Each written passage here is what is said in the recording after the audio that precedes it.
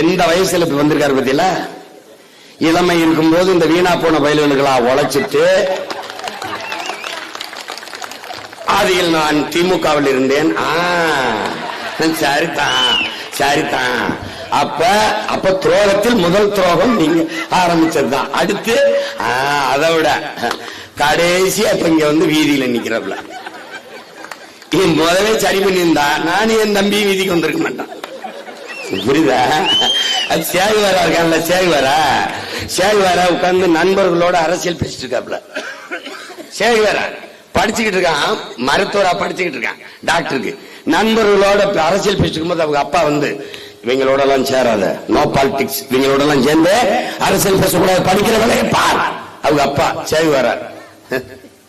நானும் என் நண்பர்களும் அரசியல் பேசுவது போல நீயும் நண்பர்களும் பேசி இருந்தால் நான் அரசியல் பேச வேண்டிய நிலைமை வந்திருக்காது.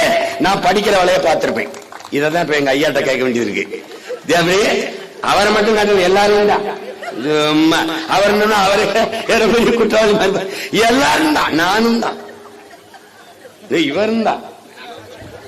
எல்லாரும் சேர்ந்து கொள்ளிக்கட்டையை வச்சு தலையை சொரிஞ்சுட்டா ஒரு 25-30 வருஷம். இப்ப கீழே ஓடும்போது எல்லாம் பொண்ணா போச்சு. இப்ப என்ன பண்றேன்னு தெரியல.